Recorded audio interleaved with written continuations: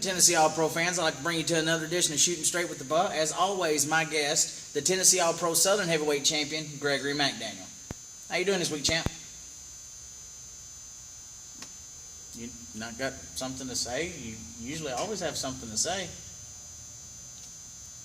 Anyways, we started off Halloween night, October 31st, with a costume battle royal, which Dangerous Damian Black came out the victor. Yeah, he changed his name this week. He's no longer Dangerous James Black. He's Dangerous Damian Black. And you're just going to sit there and no-sell everything, aren't you? Anyways, the next match pitted Anthony Wayne against Sergeant Claymore, making his return. What's your opinion on this match? Who won? Well, Anthony Wayne was able to pick up the victory. But, of course, he did have Super Destroyer outside. And I know that you're always going to say, well, you're saying that they're cheating because he's out there. But I didn't see any cheating going on. Mainly because who was at the table. But anyways, Sergeant Claymore wasn't able to pick up the victory in his return. But who knows, maybe he'll come back for another shot against Anthony Wayne. Because they're both former junior heavyweight champions. And our next match pitted the newly formed tag team Pineapple Express, Jason Scott, Kilauea, taking on Dangerous Damian Black and Draven Lee. Now, the newly formed team of Pineapple Express was actually able to pick up the victory because... So there's another tag team in that match. Oh, also PS 911 and Daddy Mac.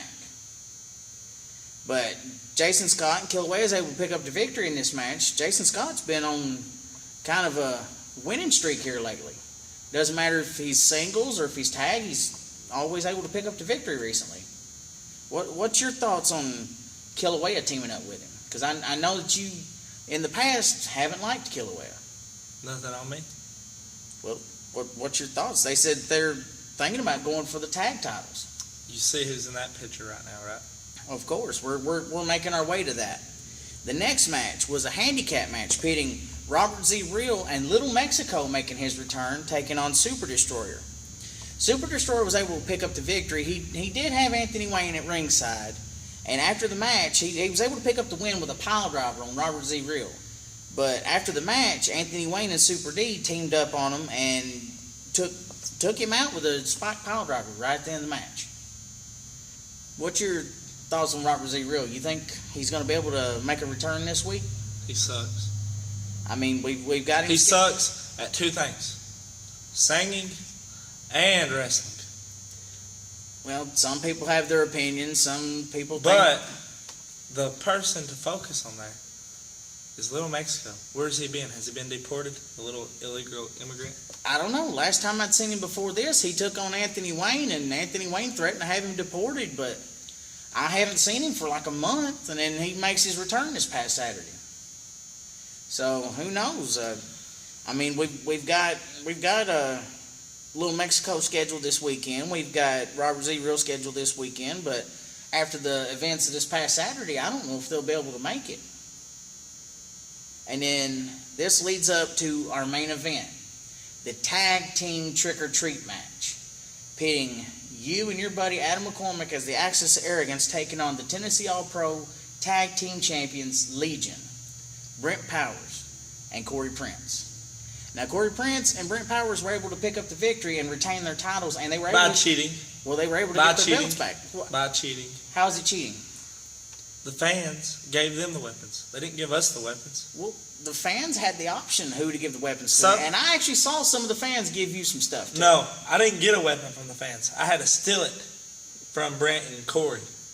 Well, either way, I saw that you ended up with some loaded glove over here. I picked it up off the ground. Well, but hey, you can't be cheating if you had weapons too. That's the only weapon I had. Well, I don't know. You handcuffed Laura Lou to the corner post. That's just because I found those underneath the ring. And what about that fork? Well, my fork's always with me. Well, true. And I actually seen Laura Lou later in the week after the show. She may have scars on her forehead from that fork. Good. Might make her prettier. She's ugly. Or either way, Legion was able to get their belts back. It's not their belts. It's our belts. Well, they're tag champs. They've got the belts around their waist. What? And wasn't it last week when you had that tag title sitting right here and you said possession is 9/10 of the law? You said possession is 9/10 of the law. I was translating. I said whose belt or where's the belt at right now? Which leads to possession 9/10 of the law. I was translating for you. Oh, just to try to make these idiots smarter? Well, sometimes you got to do what you got to do.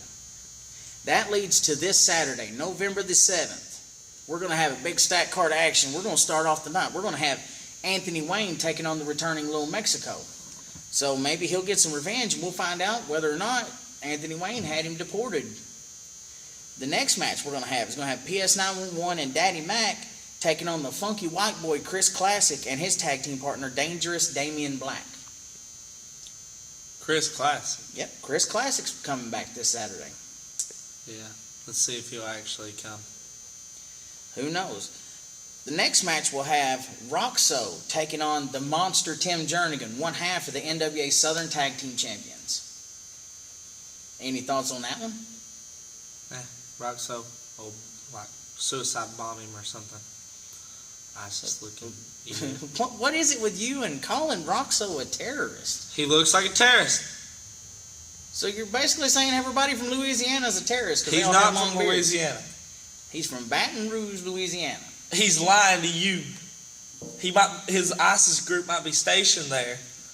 Either way, the next match is going to have the newly formed tag team of Killaway and Jason Scott, the Pineapple Express, taking on another newly formed tag team, the Real Freaks, Draven Lee and Robert Z. Real.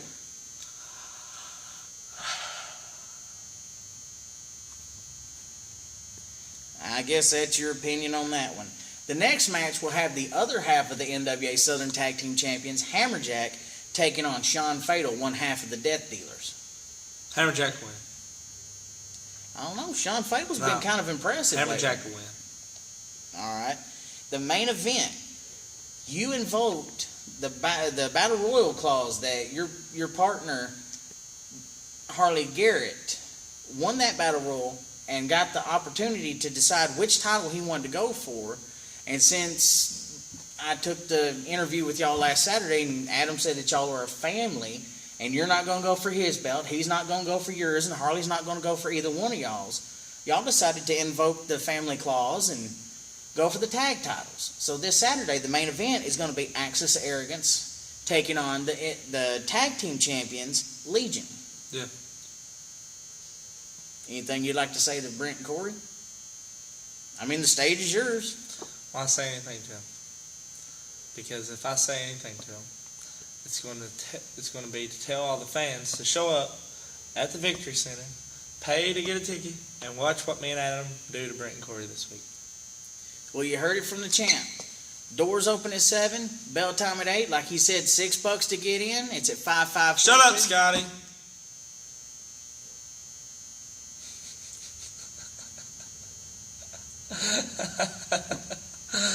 Five 5542 Manchester Highway.